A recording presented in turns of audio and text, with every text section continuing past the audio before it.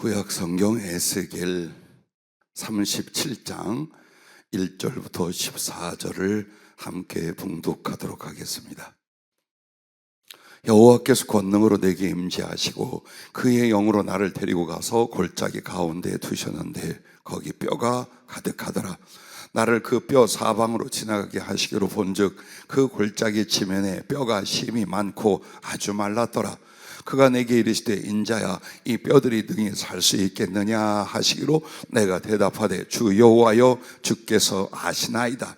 또 내게 이르시되 너는 이 모든 뼈에게 대언하여 이르기를 너희 마른 뼈들아 여호와의 말씀을 들을지어다. 주 여호와께서 이 뼈들에게 이같이 말씀하시기를 내가 생기를 너희에게 들어가게 하리니 너희가 살아나리라. 너희 위에 힘줄을 두고 살을 입히고 가죽으로 덮고 너희 속에 생기를 넣으리니 너희가 살아나리라. 또 내가 여호와인 줄 너희가 알리라 하셨다 하라. 이에 내가 명령을 따라 대언하니 대언할 때에 소리가 나고 움직이며 이 뼈 저 뼈가 들어맞아 뼈들이 서로 연결되더라. 내가 또 보니 그 뼈에 힘줄이 생기고 살이 오르며 그 위에 가죽이 덮이나 그 속에 생기는 없더라. 또 내게 이르시되 인자야 너는 생기를 향하여 대언하라. 생기에게 대언하여 이르기를 주 여호와께서 이같이 말씀하시기를 생기야 사방에서부터 와서 이 죽음을 당한 자에게 불어서 살아나게 하라 하셨다 하라. 이에 내가 그 명령대로 대언하였더니 생기가 그들에게 들어가매 그들이 곧 살아나서 일어나 서는데 극히 큰 군대더라. 또 내게 이르시되 인자야 이 뼈들은 이스라엘 온 족속이라. 그들이 이르기를 우리의 뼈들이 말랐고 우리의 소망이 없어졌으니 우리는 다 멸절되었다 하느니라. 그러므로 너는 대언하여 그들에게 이르기를 주 여호와께서 이같이 말씀하시기를 내 백성들아 내가 너희 무덤을 열고 너희로 거기에서 나오게 하고 이스라엘 땅으로 들어가게 하리라. 내 백성들아 내가 너희 무덤을 열고 너희로 거기에서 나오게 한즉 너희는 내가 여호와인 줄을 알리라. 내가 또 내 영을 너희 속에 두어 너희가 살아나고 하고 내가 또 너희를 너희 고국 땅에 두리니 나 여호와가 이 일을 말하고 이룬 줄을 너희가 알리라. 여호와의 말씀이니라. 아멘. 체력들 괜찮으십니까? 마음을 다하고 목숨을 다하고 그 다음에 힘을 다했는데 체력이 딸리는 건 우리가 힘을 그만큼 드린 것이고 마음속에 혹시 즐거움이 있거나 사모함이 있다면 마음을 드린 것입니다. 그리고 살고 죽는 걸 주님께 맡겨 충성하려 한다면 목숨도 이미 주님께 드린 줄로 믿습니다. 오늘 이 말씀을 통해 성령 충만 여호와의 군대, 성령 충만 여호와의 군대라는 제목으로 잠시 말씀을 드리도록 하겠습니다. 어제 주님 나의 영적 상태가 성령의 진행하시는 상태가 어느 정도고 우리 교회 우리 식구들의 영적 상태 성령의 임하심 등을 여쭈었습니다. 그때 주신 말씀이 바로 이 에스겔서 37장의 마른 뼈 이야기였습니다. 자, 오늘 이 말씀은요 이스라엘이 하나님의 말씀대로 안 살다가 그들이 결국 바벨론에게 멸망을 당하고 포로로 잡혀가 버렸습니다. 그러니 그들의 절망과 낙심, 고통과 두려움이 얼마나 컸겠습니까? 그래서 꼭 그들의 모습이 무덤 속에 들어가 바짝 말라 비틀어진 뼈다구 같이 된 상태예요. 그런데 주님께서 이 에스겔 선지자에게 대언을 하여 하나님께서 하나하나 이 마른 뼈들이 모여서 사람의 형태를 갖추고 그 위에 힘줄을, 그 다음에는 살을, 그 다음에는 가죽을 입혀 사람의 모습을 만듭니다. 그리고 생기에게 대언하여 그 생기가 이 바디를 이룬 이 몸 안으로 들어가게 하여 그가 일어나더니 큰 여호와의 군대가 되었다. 즉 실제로 역사적으로 이스라엘을 어떻게 영적으로 그리고 포로된 바벨론에서 다시 예루살렘으로 돌아가는 이 영적 회복에 대한 말씀이에요. 그런데 이것이 오늘날 읽는 모든 사람에게 두 가지의 의미를 가지고 있어요. 어떻게 구원에 이르는가, 이게 첫째 말씀이에요. 그래서 구원의 과정을 말해주는 거예요. 그리고 두 번째는 성령으로 어떻게 충만에 이르는가, 이 두 가지를 여기에 가르쳐 말씀하고 있다라고 성령이 가르쳐 주셨습니다. 자, 먼저 첫 번째는 이것입니다. 1절부터 3절 말씀을 보니까 무덤 속에 흩어진 마른 뼈. 그렇다면 이 무덤 속에 있는데 바짝 말라 흩어져 있는 마른 뼈는 오늘 우리들의 영적 상태 혹은 우리의 삶으로 비춰보자면 세상과 육신으로 치우쳐서 주께는 낙심과 형식적인 신앙으로 소망과 사랑이 전혀 없는 영적 죽음의 상태라고 했습니다. 예, 왜 우리에게 낙심이 왔는가? 주 안에서 낙심이 오지 않습니다. 그러나 세상을 바라여 여러분이 마음과 힘을 쏟으면 쏟을수록 그 염려나 욕심 안에서 채워지지 않게 뭐가 오느냐? 낙심이 옵니다. 그리고 애를 쓰는 고통과 수고로 말미암는 슬픔이 옵니다. 그리고 나서 그 세상에서 얻은 낙심은 어디로 가느냐? 주님 앞에도 마찬가지로 낙심과, 그러므로 교회는 다니는데 형식적인 신앙을 넘어서지를 못합니다. 왜? 주님께 간절한 사모함의 소망이 없어. 그런데 교회는 다녀. 그러면 그 예배가, 그 신앙이 어떤 모습이겠어요? 진실과 뜨거움이겠어요? 위선과 형식이겠어요? 이 정도면 영적으로 죽어있는 상태다. 그래서 당연히 주님께 소망이 없으므로 내 안에 사랑도 없어요. 근데 이것을 내가 영적으로 죽어있다고 신자들이 생각을 안 한단 말이에요. 그래도 교회를 다니니까, 예배를 나가니까 나는 살아있다고 생각하는 거예요. 오늘 무덤 속에 이 흩어진 마른 뼈가 우리들에게 있어서 언제적 이야기인지, 혹은 우리에게 어떻게 우리를 삼켰던 이야기인지 기억해 보십시오. 세상이란, 육신이란 무덤 안에 주님을 향하여 소망이 없고 낙심과 형식적인 신앙으로 거꾸로졌어요. 그 정도면 이미 죽었다. 몸은 움직여도 그 정도면 죽었다 이 말이에요. 그래서 당시 멸망하고 포로된 이스라엘에게 이 11절 말씀을 적용하여 말씀해 주셨습니다. 그런데 하나님의 말씀을 들으니까 어떻게 됩니까? 뼈들이 덜컥덜컥 소리를 내면서 연결이 되었어요. 그래서 한 사람의 구조를 만들었겠지요. 이것은 뭐냐? 하나님께 받은 언약과 그 백성들이라는 거예요. 즉 아무리 세상적으로 환난이나 시험을 당하고 낙심과 절망, 그래서 믿음과 소망까지 꺾어졌다 할지라도 하나님께서 어때요? 버리시지 않아요. 그리고 하나님께서 먼저 그 구원의 언약, 그리고 계획하신 약속을 취소하지 않아요. 그래서 어떻게 해요? 기도와 말씀으로 하나님께 나오는 거예요. 하나님께 나오면 그 부서져 갈갈이 말라 죽어갔던 그 뼈들이 어때요? 덜컥덜컥 돌아와서 무엇을 구성하느냐? 하나님에 대한 구원의 언약, 혹은 내게 주신 장래의 약속, 비전, 예언, 이런 것들 어때요? 그 앞에 서게 돼요. 이게 바로 그 마른 뼈가 다시 살아나기 위하여 몸 형태를 갖추는 조합, 이걸 가르쳐 말합니다.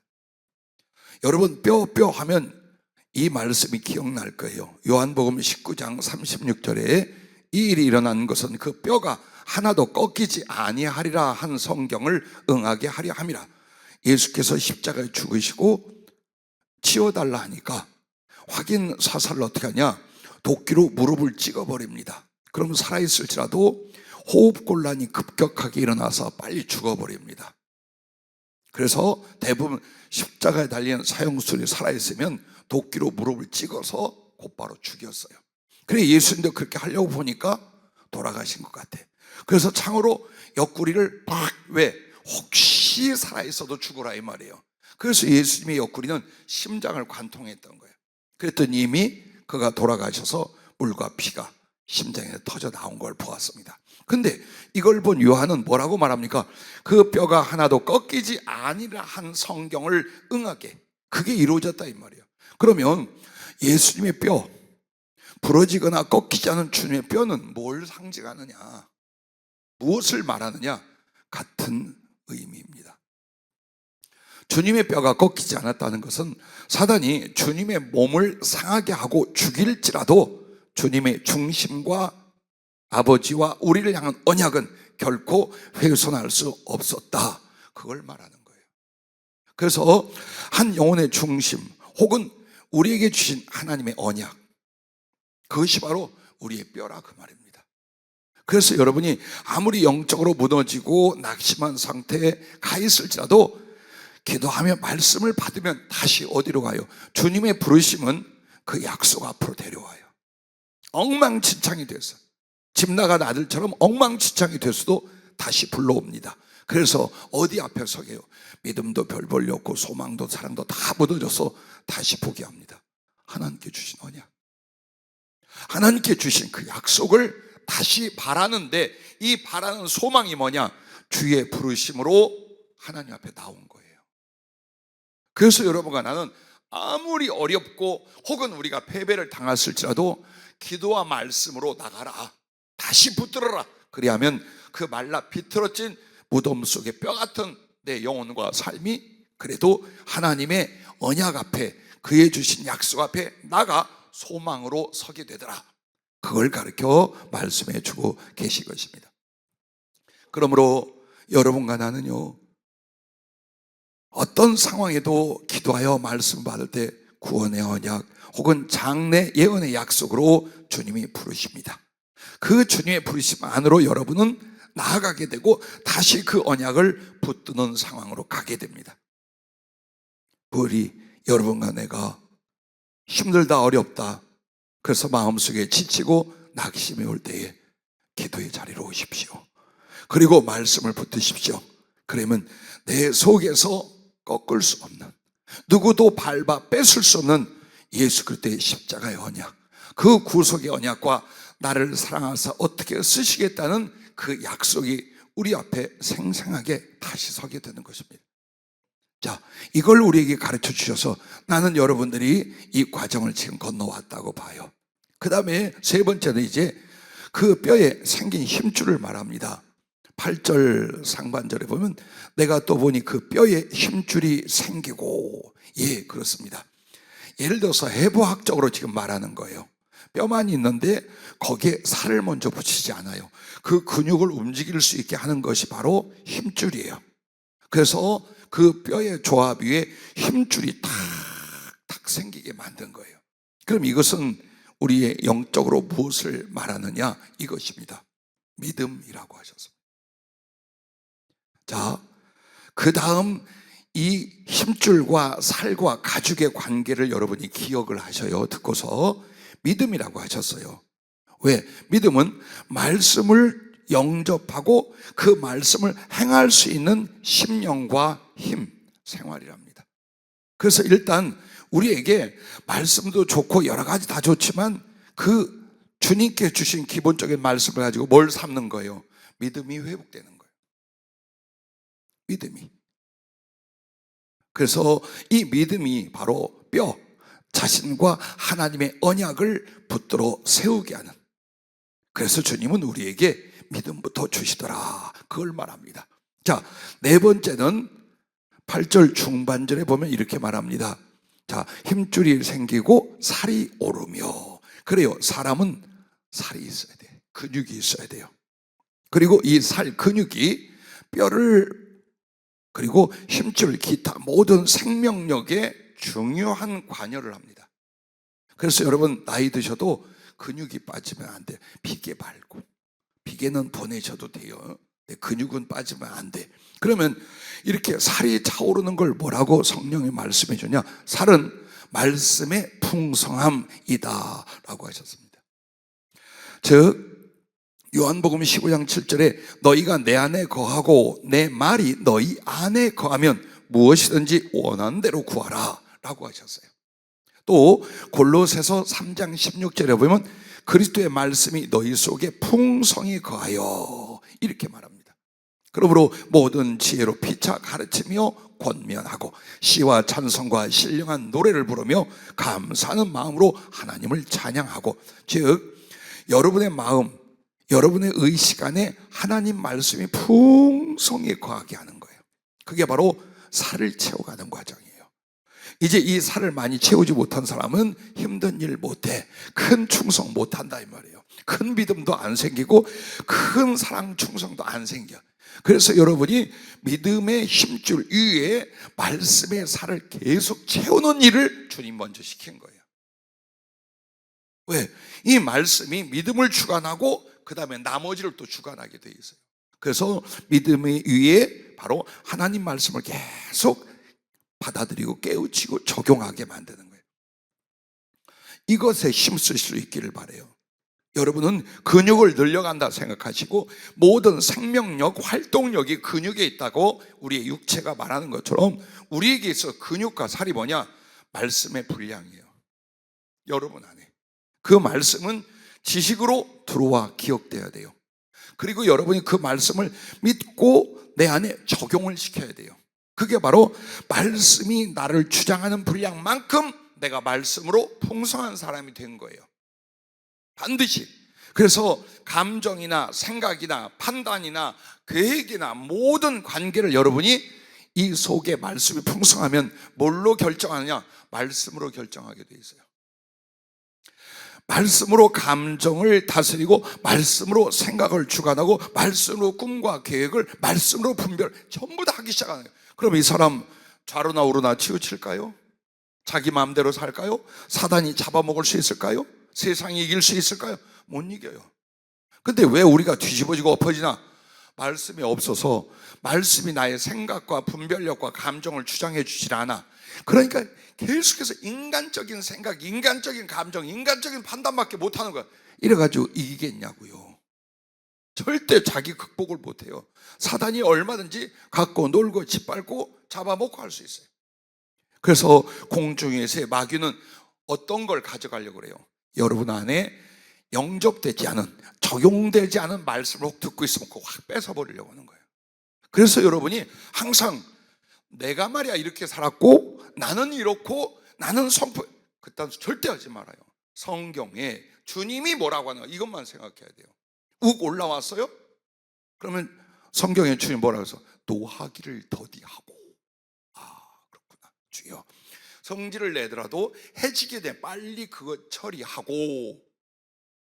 그리고 그 노하기에 관한 말씀에 또 어떤 말씀이 있어요? 온유한 잔 복이 있나니 저희가 땅을 기업으로 받을 것이며, 하나님 말씀 앞에 어떻게 받아? 온유함으로 받아. 화나 분노는 뭘로 만들어? 온유로 바꿔야 되는구나 하고 하면 그게 말씀을 적용한 거예요.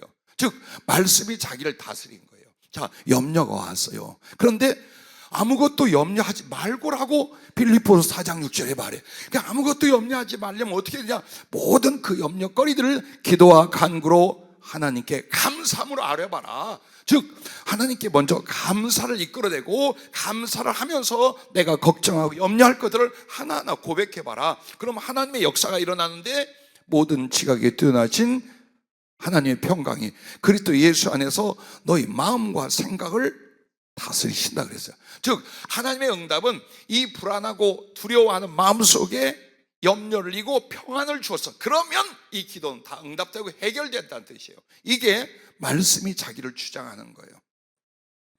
오늘 나 겨우 살아, 정말 힘들고 어려워, 그러니 내가 냉정해질 수밖에 없고 그리고 인색해질 수밖에 없어. 근데 가만히 생각하면 이거 하나님의 뜻이 아닌 것 같아. 하나님은 자꾸 사랑하라 사랑한다 그 말이에요. 그럼 여러분의 마음에 뭐가 들어요? 하나님은 사랑이십니다. 그리고 주라.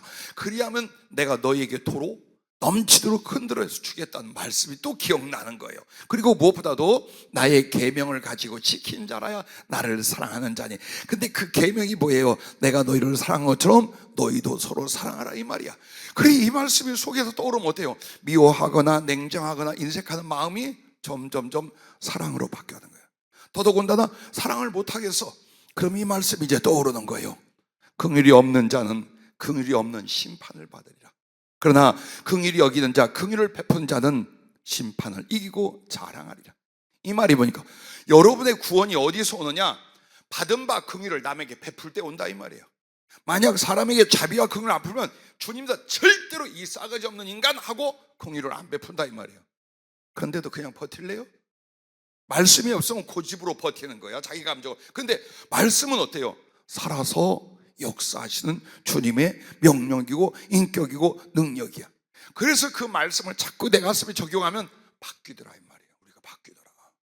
그래서 여러분 안에 설교를 듣고 있으면 무슨 소용이 있어요? 가서 설교를 다시 확인해서 자기 걸 만들어야 돼. 성경에 대하여 어때요? 여러분 읽거나 들었어요? 그럼 나한테 적용을 해. 항상 적용을 해요. 몇 장 몇 절 다 못 외워도 괜찮아요.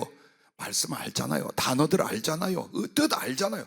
그거 계속 적용하는 거예요. 이게 내 안에 말씀이 거하고 나는 주님 안에 거하니 무엇을 기도하고 구할지라도 다 들어주시는 영적 상태. 그리고 그 말씀이 내 안에 풍성히 거했더니 남을 가르치고 권면하고 항상 내 마음에는 주님을 향한 사랑과 기쁨으로 찬양하고 언제나 감사하게 되더라. 이게 골로새서 3장 16절 나온 말씀이에요. 이렇게 해서 여러분은 그 말씀 자체가 나의 생명이며 영혼이고 심령이 된다는 걸 믿고 계속 적용을 해야 돼. 사람의 말이나 세상에 돌아가는 것들로 여러분의 생각, 판단, 감정, 뜻이 좌우되면 망하는 거예요. 그게 말씀을 빼앗기는 거예요. 이렇게 해서 여러분이 자꾸 말씀을 듣고 깨달았으면 그걸 나한테 적용을 하는 거야. 나한테, 나의 삶에, 나의 마음에, 나의 심에 자꾸 적용을 하면 할수록 하나님 말씀이 내 안에 풍성히 거하게 되는 상태가 되는 줄로 믿으시길 바랍니다. 그래서 여러분과는 말씀을 사모하고 사랑하여 자꾸 나의 마음에 저장을 해야 돼요. 적용해서 자꾸 나의 마음속에 저장해 놓으면 그 말씀이 어느 날 인격적인 성령님의 말씀, 예수님의 사랑의 교통으로 바뀝니다. 그게 바뀌는 거예요. 절대로 외부에서 갑자기 누군가가 예수님의 구름 타고 오셔가지고 이제부터 내가 보이느냐? 내가 들려? 그러지 않아요. 내 안에 쌓였던 그 말씀을 가지고 성령의 감화와 주님이 교통교제하는 일이 그걸로 벌어지는 거예요. 그걸로. 그래서 여러분이 말씀으로 말미암아 자기의 마음을 다스리고 말씀이 자기를 이끌어줄 수 없다. 절대로 성령의 음성이 안 들려요. 절대로 예수님과 사랑의 교제가 안 일어납니다, 여러분. 그래서 듣지도 보지도 마음도 없는 신앙생활을 하는 이유가 바로 그 부분이에요. 말씀이 내게 없어서. 주님도 말씀이요, 성령도 진리의 영이셔. 그러므로 그 성령님이 예수님의 인격과 예수님의 사랑으로 교통을 하려면 바로 내 안에 진리가, 말씀이 가득해야 된다. 이걸 지금 주님 만들고 계신 거예요. 그래서 이 말씀은 보세요. 믿음을 일으키고 생명을 얻게 하며 행함, 삶을 세우게 되어 있어요. 자, 넘어갑니다. 살이 오르고 났는데 여러분 중요한 건 사람의 이 살 가죽이 별로 두껍지 않은 것 같잖아요. 근데 만약 여러분의 피부가 터져 나가면 살이 툭 떨어지게 돼 있어요. 이 살이 살 스스로의 단단함으로 뼈에 붙어 있는 게 아니에요. 피부, 가죽으로 말미암아 이 압력, 이 무게를 지탱하여 몸이 되게 만드는 거예요. 그래서 우리 생각에 뼈도 중요하고 힘줄도 중요하고 살도 중요한데 까짓 거 가죽점이 한번 벗겨볼래요? 어떤 일 벌어지나? 그냥 근육이 툭툭툭 다 떨어져 나가버려요. 그래서 이 피부 가죽이라는 건 외부로부터 침입하는 것들을 막아주기도 하지만 안으로 근육이라든지 몸체를 싸서 단단하게 고정하는, 즉 생명이 되는 역할을 해요. 그러면 이제 그 살을 채우고 가죽으로 딱 쌓는, 한마디로 이 가죽은 뭐냐? 가죽은 순종, 즉 행함이라고 하셨어요. 순종은 행함이요, 행함은 순종인데 왜 그러면 피부 가죽이 맨 밖에 있기 때문에 그래요. 맨 마지막 밖에, 즉 외부와 내부의 관계를 이루는 게 뭐냐? 우리의 행동이고 몸으로 치자면 피부라 이 말이에요. 그래서 여러분이 지금 하나님의 언약을 붙잡고 믿음을 세우고 말씀을 채웠어요. 그럼 이것을 뭘로 해야 돼? 이제 행함으로 옮기는 거예요. 그 믿음을, 그 말씀을 순종하고 행동으로 옮길 때에 가죽이 형성이 되는 거랍니다. 즉 하나님의 사람다운 사람이 되는 마지막 결정은 뭐냐? 그 행위, 그 행동이다 그 말이에요.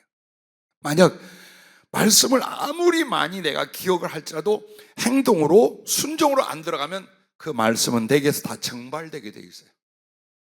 말씀이 증발되면 믿음도 사라지게 돼 있어요. 하나님의 언약도 다 무너지게 돼 있어요.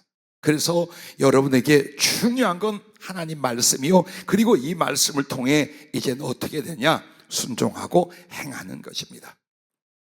히브리서 4장 2절에 보면 그들과 같이 우리도 복음 전함을 받은 자이나 들은 바 그 말씀이 그들에게 유익하지 못한 것은 듣는 자가 믿음과 결부시키지 아니함이라.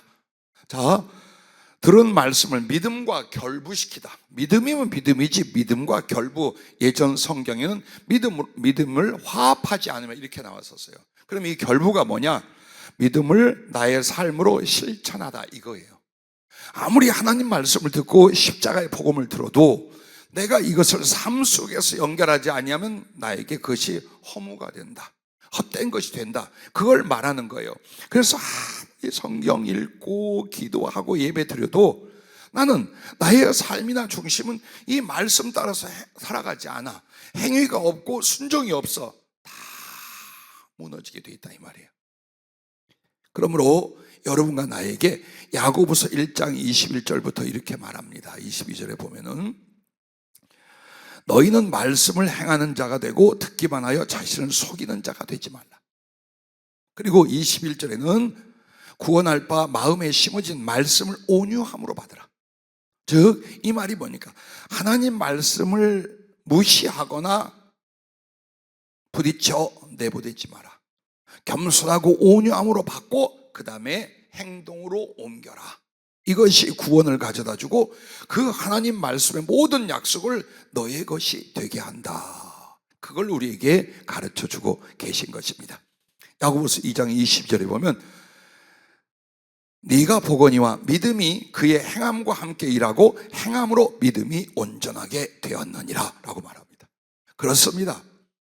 우리가 배운 바 하나님의 말씀, 거기에 믿음이라는 마음까지 가졌어요. 그러나 그걸 행위와 삶으로 순종 들어가지 않는다면 그 약속도 말씀도 믿음도 다 살이 쏟아지고 몸이 무너지는 것처럼 헛것이 되어버린다. 그러므로 쭉 하나님의 언약을 붙들고 믿음을 만들고 말씀을 채웠어요. 그럼 이제부터는 어떻게 합니까? 행동해라, 순종해라. 그렇게 한번 행하고 말하고 살아봐라. 다 너의 것이 된다. 이 모든 말씀으로 구원도 생명도 하나님의 언약의 성취도 다 너의 것이 된다. 이걸 말하는 거예요. 그래서 주님 말씀에 1000가지 만가지가 너무나 여러분은 이 3가지만 순종하면 돼요. 나머지는 면제해 드릴게요. 그러면 뭐냐? 첫째가 기도, 예배의 순종이에요. 둘째가 사랑의 행함이에요. 셋째가 복음 전파의 충성이에요. 여러분 이것만 순종하면 돼요. 딴 건 안 해도 돼요. 갑자기 계산이 복잡해지죠? 어떻게 작은 것 같은데 성경 전체인 것도 같고. 기도가 없으면 아무것도 안 돼요. 많은 사람이 요새 간증을 해요. 왜 기도를 주님이 죽게 살게 시켰는데 안 바뀌더라 이 말이에요. 생각은 있고 지식은 있어요. 근데 그렇게 마음이 움직여지질 않아. 그런데 기도하니까 성령께서 우리에게 어때요? 기꺼이 순종하고 기꺼이 사랑하고 기꺼이 각오를 하게 만드는 거예요. 일어나기 시작하는 거예요. 원래 어찌 이런 일이? 그래서 기도하라 하고 기도할 때 기도의 영이신 성령이 힘을 주고 믿음을 주고 역사하기 시작하는 거예요. 자, 이렇게 기도에 순종을 하고 나면 이제 말씀은 여러분의 이걸 요구해요. 하나님을 사랑하고 네 이웃을 네 몸같이 사랑하고, 사랑을 하되 교회의 형제들을 먼저 사랑하고 그 다음에 이웃들을 사랑하고, 사랑하되 여차저차 방법으로 사랑하는 걸 말해요. 그걸 순종하는 거예요. 그걸. 그리고 나서 이제는 어느 순간에 가까이든지 멀리든지 복음을 전파하기 위하여 전심전력하는 충성, 이 3가지에 대하여 여러분이 순종해 나간다면, 행동한다면 여러분은 주님의 뜻, 주의 말씀 전체를 지켰다고 해도 과언이 아니에요. 그러므로 애매하게 하나님 말씀을 다 지키려면 어떻게 되는가 하지 말고 3가지로 요약하여 실천해 갈 수 있기를 바랍니다. 자, 이제 9절로 가면은 이런 말씀이 있어요. 가죽이 덮이고 사람의 형상은 만들어졌는데 그 속에 생기는 없더라. 또 내게 이르시되 인자여 너는 생기를 향하여 대언하라. 생기에게 대언하여 이르기를 주 여호와께서 이같이 말씀하시기를 생기야 사방에서부터 와서 이 죽음을 당한 자에게 불어서 살아나게 하라 하셨다라 라는 말씀입니다. 그럼 여기서 생기는 당연히 그냥 살아있는 호흡이나 육체의 생명을 말하는 게 아니라는 거 아시죠? 성령을 가리켜요. 하나님의 생명의 성령을 가리켜 말하는 겁니다. 그래서 여러분과 내가 하나님의 구원의 언약, 소망의 언약을 붙들고 믿음을 키우고 기도와 말씀으로 하나님 말씀을 채우고 이제 제법 우리가 순종하고 그런 삶으로 들어갔어요. 그렇다고 해서 성령 충만이 일어나지는 않는다는 거예요. 자, 성령 충만을 받을 수 있는 준비를 다 한 거예요. 이게 주님 충만으로, 주님의 사랑 충만으로 그가 쓰실 수 있는 달란트와 능력의 충만을 받을 수 있는 그릇이 뭐냐? 바로 하나님 말씀으로 채워 믿음을 행함으로 말씀을 순종으로 살아가는 여기까지 오는 거예요. 이걸 우리가 기도 속에서 만들어 온 거예요. 그렇게 하고 나면 이제 주님 앞에 무엇을 마냐? 여러분과 나에게 이걸 읽을 때에 에스겔 선지자에게 생기에게 대언하여 말하라요. 그러면 그 생기가 성령님이라면 여러분과 나는 명령하는 게 아니지요. 뭐라고 해야 돼요? 부탁하는 거예요. 성령이여 내게 임하시옵소서. 성령을 부어주시옵소서. 성령으로 거듭나고 충만케 해주시옵소서. 바로 대언한다는 건 우리에게 있을 뭡니까? 부탁하는 거예요. 예를 들어서 반석을 쳐서 물이 나오게 할 때에 반석에게 명하여 물이 나오게 하라 했어요. 근데 모세가 성질이 나서 막대기를 들이쳤잖아요. 그래가지고 못 들어갔어요. 혼났어요. 주의 영광 안 나타나. 그러면 그게 뭐냐? 그 반석이 십자가에 달린 예수님을 가르쳐 말한 거예요. 그리고 그 흘러나온 생수는 당신 주실 보혈과 성령을 말한 거예요. 근데 그때 되고 명령하라는 게 뭘까요? 궁극적으로 영적으로 보면 기도하는 거예요. 구하는 거였어요. 근데 거기다 두들겨 패? 이처럼 이 말이 우리가 복음 전하는 사역자라면 정말 대언할 수 있어요. 성령이 말지어다 할 수 있어요. 그런데 우리 개인의 문제라 보면 성령을 구하라 이 말이에요. 성령을 구하라. 그래서 성령님은 자동으로 오지 않아요. 이 과정까지 은혜의 도우심으로 성령님이 함께 했어요. 그러나 성령 충만은 이제 어때요? 기도에 달려 있는 거예요. 기도에. 그러므로 요한복음 7장 37절에 명절 끝날 곧 끝날에 예수께서 서서 외쳐 이르시되 누구든지 목마르거든 내게로 와서 마시라. 조건이 이거예요. 목마르냐? 아니요. 그럼 됐어. 그 목마른 사람 내가 오라고 하면 이거예요. 내게로 와서 마시라. 나를 믿는 자는 성경의 이름과 같이 그 배에서 생수의 강이 흘러나오리라 하시니 이는 그를 믿는 자들이 받을 성령을 가리켜 말씀. 목이 마르고 배가 고파 죽기 살기로 구하지 않는 사람에게는 주신 기본적 은혜의 성령 외에는 충만도 은사도 들어쓰실 달란트도 안 와요. 절대로 안 와요. 그래서 기도하고 간구하고 부탁하게 만드는 거예요. 잘 아는 요한계시록 22장 17절에도 성령과 신부가 말씀하시기를 오라 하시는도다. 듣는 자도 오라 할 것이요 목마른 자도 올 것이요 또 원하는 자는 값없이 생명수를 받으라 하시더라. 값없이 생명수를 받는데 조건은 하나, 와야 돼. 목이 마르고 사모함이 일어나는 사람이어야 돼요. 그러면 성령 충만과 그 거룩한 은사와 그가 쓰실 달란트를 누가 목말라 할까요? 누가 사모할까요? 아는 사람들밖에 없어요. 이 말씀으로 수십 일 동안 배운 여러분 외에는 똑같은 이 교회 교인들이라도 목마르지 않아요. 목말라 하지 않아요. 그런데 말씀을 배웠어요. 그 말씀을 잡고 기도하며 내가 나를 비춰보기 시작하는, 나 성령 충만 못해, 나 성령에 그런 은사 없어, 나 성령으로 이렇게 주님과 사랑하지 못해. 그럼 여러분 안에 뭐가 일어나요? 그 양심 속에서 성령님이 필요하구나. 그리고 하나님의 복음을 전하거나 하나님이 들어쓰인 사람도 전부 다 어떤 사람? 성령에 잡힌 사람. 그러면 내가 하나님께 나를 드리기 원하고 하나님이 나를 들어쓰시려면 성령이 필요하구나, 이것이었구나. 이게 목마름이에요. 그 필요를 절실히 느끼는 것이 목마름이에요. 근데 목마르지 않다는 거예요. 성령이 아니고도 신앙생활 할 수 있고, 성령이 아님에도 나름대로 어떤 능력이나 힘을 갖추면 하나님 나를 쓸 줄로 알아요. 안 써요. 성령을 받지 않고 성령으로 인도되지 않는 사람들이 하나님의 일을 하는 걸 난 지금까지 4, 50년 동안 한 번도 본 일이 없어요. 하겠다나 뒤집어지고, 하겠다나 무너지고, 하겠다나 흔들렸지 아무도 감당 못해요. 그래서 여러분과 나에게 비교적 내가 성령으로 믿음 생활을 했지만 더욱 충만해지려는, 그걸 여러분이 깨닫고 갈망하게 되는 거예요. 그래서 사모함은 말씀으로 깨달은 사람들이지, 깨닫지 않은 사람들은 있으면 좋지. 근데 엄청 어렵더라. 성령을 충만히 받는 데는 정말 여러분이 전인격적인 하나님을 향한 자세, 드림, 순종들이 있어요. 그래 어려워요. 쉽게 신앙생활을 사는데 정말 성령 충만 어려워요. 하지만 성령의 그 은혜와 필요성을 절실히 아는 사람은 어떤 대가를 지불하고도 그 성령을 받으려고 해요. 나는 40일 동안 여러분과 나를 그 자리로 온 거예요. 그 샘가로, 그 생수의 물가로 데려온 거예요, 주님이. 그리고 얼마나 우리가 40일 동안, 아니 평생에 성령에 대한 사모함과 목마름이 있었는가, 그걸 확인시켜줘요. 주님이 이미 여기 임하셨으면 성령으로 임하셨어요. 여러분이 마시는 호흡처럼, 공기처럼, 마시는 물처럼 얼마든지 그 은사와 은혜와 달란트로 충만케 하실 것을 믿으시기 바랍니다. 그래서 여러분은 사모함의 기도, 확신의 기도, 충분히 내가 성령으로 당신을 사랑하고 충성할 서원의 기도로 성령을 구할 수 있기를 바랍니다. 그래서 주님 앞에 기도하면서요, 설레기 시작했어요. 자, 4, 50일 동안 우리가 기도하면서 각자에게 은혜와 변화와 체험들을 가졌어요.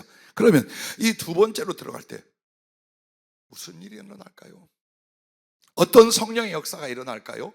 기대 안 돼요? 그래서 정말 목이 갈라져 갖고 쓰러질 것 같은데 입안이 지금 참 다 얼었어요. 아무리 쉬어도 소용없고 정말 아주 몸뚱이든 죽을 것 같은데 마음은 너무 설레고 기뻐요. 그리고 3시간 우리가 기도하고 예배 드리잖아요. 저는 가면 6시간, 7시간, 8시간을 다시 기도하고 말씀을 받고 말씀을 정리하고, 겨우 밥 한 끼 먹고 죽기 살고 와요. 그러다 보니까 잘 생각하면 내가 아직 20대가 아니야. 내가 지금 막 40이 더 50을 막 넘었더라고요. 그럴지라도 이 마음만 가지면 돼요. 목숨을 건다는 게 뭔가 단 한 번 마지막이다, 이 각오예요. 그게 목숨을 거는 거예요. 우리 이번이 단 한 번 마지막이다. 정말 성령에 접혀 마음껏 사랑하고 마음껏 들어 쓰임을 받자. 할렐루야. 그 마음으로 우리가 기도하고 있는 것입니다. 그러면 이제 7번째로 10절 상반절을 보면 이렇게 말씀합니다. 이에 내가 그 명령대로 대언하였더니 생기가 그들에게 들어가매 그들이 곧 살아나서 일어나 서는데 라고. 자, 성령이 임하는 과정이에요.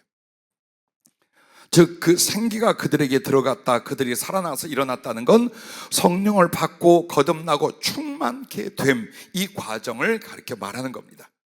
그래서 여러분, 성령에 점점점 깊어갈수록 여러분에게 이런 현상이, 이런 아름다운 은혜의 현상이 나요. 눈으로 주님을 보고 말씀을 보기 시작해요. 귀로 성령의 말씀을 듣고 지혜의 깨달음이 오게 돼요. 그리고 입으로 말하되 정말 이제 제대로 성령으로 기도하고 성령으로 찬양하기 시작을 해요. 그리고 그리스도의 심장이 되니 주님 사랑, 영원 사랑의 불이 타오르더라. 그리고 여러분의 손에는 능력을 주되, 어떤 능력? 구제하고 사랑하고 베풀 능력을 주고 여러분의 발은 원수마귀를 밟아버리고 땅끝까지 이르러 복음을 전파하게 만들 줄로 믿습니다. 이렇게 성령 충만이 이루어지는 거예요. 가장 주님과 친밀한 사랑과 관계를 만들게 하고, 그러므로 주님의 눈과 귀와 입이 되게 만들고 주님의 심장과 손과 발이 되게 만드는 것, 이게 성령 충만이에요. 이게 은사를 주심이고 이게 달란트를 주심이에요. 당연히 우리가 했어야 되는 거예요. 당연히 이런 믿음이, 주님과 이런 사랑의 관계를 성령 안에서 진작에 만들었어야 되는 거예요. 주님이 계속 진행시켜 그렇게 만들 줄로 믿습니다. 자, 이렇게 해서 성령으로 점점 더 입혀주시고 그 다음에는 10절 하반절에 이렇게 말합니다. 살아서 일어나 서는데 극히 큰 군대라. 극히 큰. 이 말씀은요, 성령 충만함을 받잖아요. 그러면 성령의 강력한 전이가 옆 사람에게 믿음과 사랑의 사람들에게 부어지기 시작해요.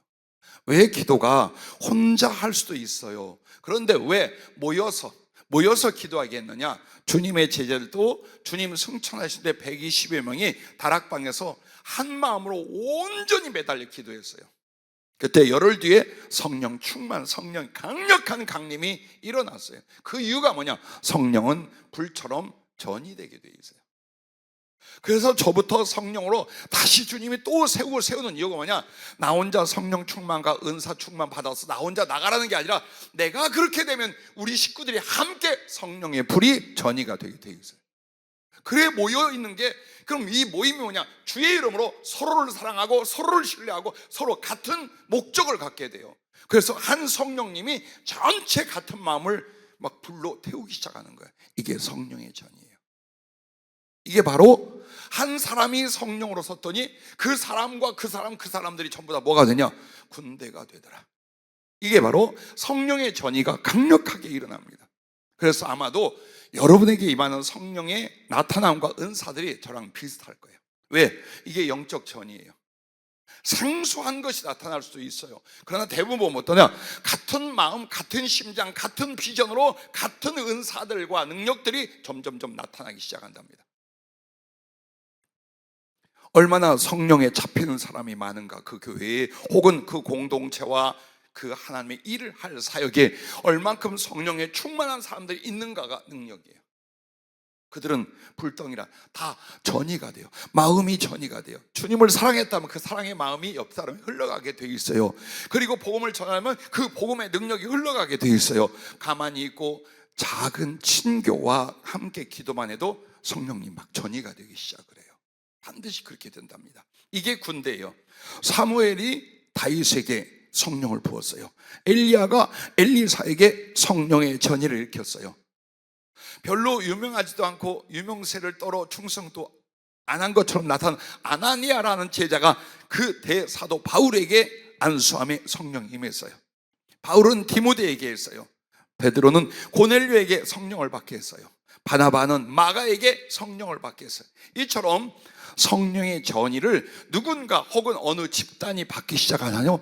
강력한 성령 충만의 군대를 만들어 내신다는 겁니다. 그래서 여러분과 내가 한 사람이라도 더 성령에 잡혀가야 되는 거예요. 그러면 우리는 우리끼리만이 아니다. 집에 가서, 직장에 가서, 앞으로 선교 일을 할 때 어때요? 불덩어리들이 다니는 거야. 그때는 끌 수 없는 불들이 가서 구원의 불, 성령의 불, 심판의 불을 막 가서 질러대는 역사를 일으키기 위하여 그렇게 성령을 여러분에게 받을 수 있도록 주님 만들어 오신 줄로 믿으시길 바랍니다. 그래서 이렇게 큰 군대같이 충성된 일꾼들을 세워나가기 시작합니다. 성령은요, 바로 뭘 만든 줄 알아요? 사명자를 만들어요. 정말 하나님을 위하여, 복음을 위하여, 하나님께 쓰임받을 그 일을 위하여 자원하는 심령을 만들어내기 시작해요. 10년, 30년을 가르쳐 보세요. 안 바뀝니다, 사람. 목양을 해서 잘 알아요. 안 바뀝니다, 잘. 그러나 성령이 만지면 그날 뒤집어집니다. 그리고 성령의 열면 전부 다 어디로 가냐? 주님을 위하여, 하늘을 위하여, 복음을 위하여 이쪽으로 진심으로 사람들이 바뀌기 시작해요. 그렇게 해서 여호와의 군대, 그리고 예수의 군대를 성령의 사람들로 만들어가는 거예요. 그리고 우리가 가면 어떻게 될까요? 그 군대가 가면 하나님의 사역을 크고 능하게 이룰 것입니다. 그리고 여러분과 나의 작은 충성을 통해 많은 영혼을 구원하게 할 것입니다. 그러므로 세상과 사단의 종이 되었던 사람들이 여호와의 군대가 되게 만든다. 이 모든 일이 성령으로 된다 이 말이에요. 이제 아시겠습니까?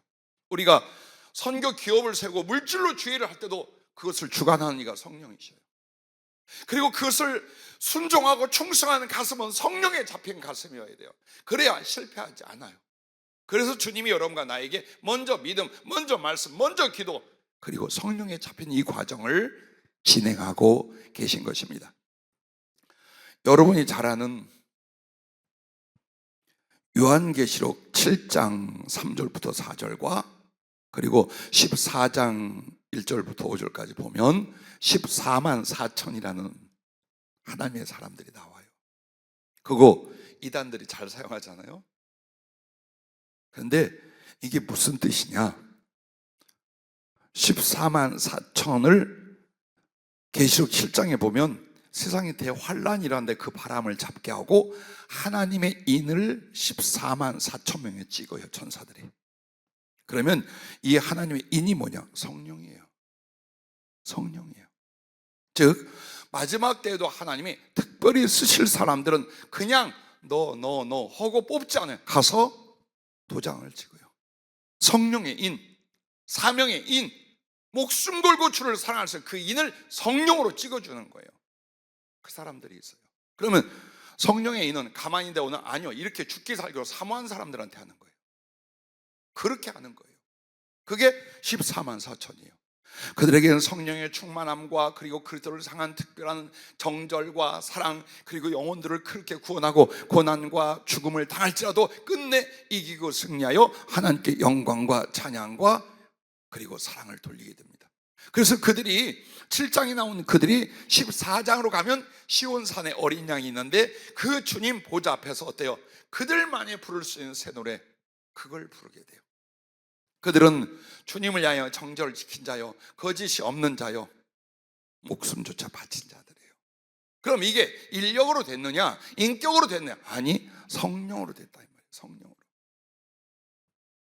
이왕 이 말씀이 나왔으니까 여러분, 14만 4천 숫자의 의미는 12 곱하기 1000이에요.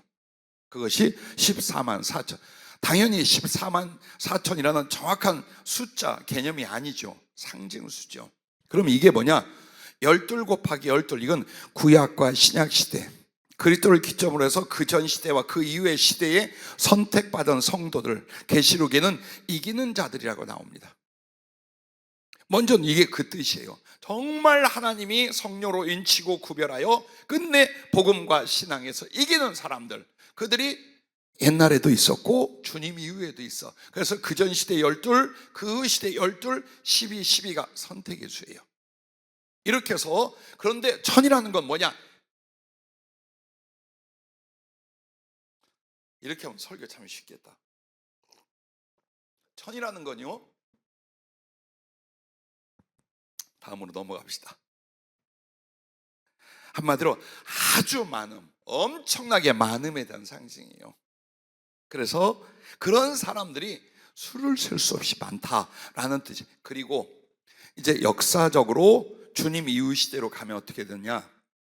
정말 성령에 충만한, 정말 인을 맞았다고 할 그 사람들이 언제 있었어요? 12은 주님 때의 주님의 제자들에 대한 표현이에요. 그리고 또 곱하기 12는 언제냐?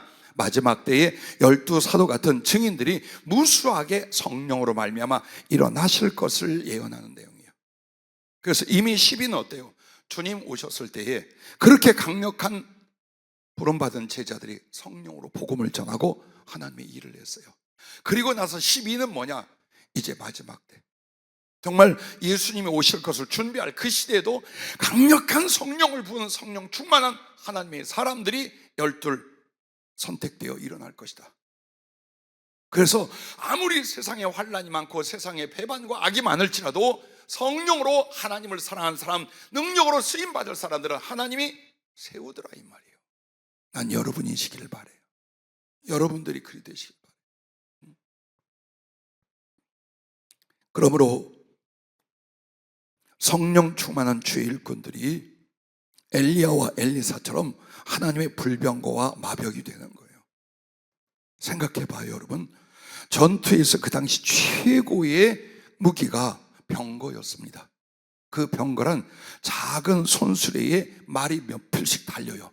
그래서 보병들이 올 때 그 사이로 들어가면서 치는데 감당할 수가 없어. 전차부대예요 이게.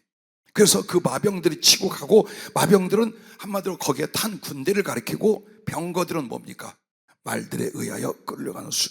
즉 한마디로 그 당시 전쟁에서 최고 강력한 무기가 병거와 마병들이었어요. 엘리사가 엘리야를 향하여 이스라엘의 병거요 마병이요 하고 엘리야를 찾습니다. 예, 그렇습니다. 성령의 불말, 성령의 불병건 역시 성령에 충만한 사람들은 그 시대에 그 영적 싸움에 영혼 구원에 하나님의 쓰심에서 최고의 병기로 쓰임을 받는다. 최고의 그릇으로 쓰임을 받는다라는 걸 신구약 성경은 이렇게 우리들에게 가르쳐 말씀하고 있는 것입니다. 오늘 여러분 성령을 이미 받았다고 생각하지만 사명을 위하여 주님이 쓰시기에 또 한 번의 성령의 인침이 있으니 그게 바로 능력 세례라 혹은 성령 충만이라고 말할 수 있습니다. 그리고 이제 우리가 그 사랑과 충성을 마친 뒤에 주님 앞에 갈 때는 우리들의 그 찍힌 이마의 인이 이렇게 나타날 것입니다. 아버지와 주님의 이름으로 그렇게 찍혀 있을 것입니다.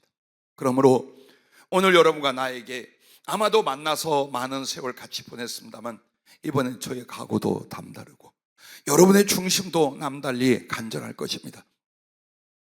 부디 성령 충만과 그 사역 속으로 들어갈 수 있기를 바랍니다. 오늘 말씀이 그것이에요. 자, 성령 충만과 능력으로 쓰임받게 하여 중심의 약속을 붙들어라. 그리고 믿음을 세워라. 말씀으로 충만케 하라. 그리고 그것을 순종과 행동으로 옮기기 시작해라. 그리고 성령과 사명을 간절히 구할 때 얼마든지 부어주신다는 약속이신 줄로 믿습니다. 여러분은 오늘 이 말씀 7, 8가지를 들으면서 어디까지 오셨습니까? 기도하겠습니다.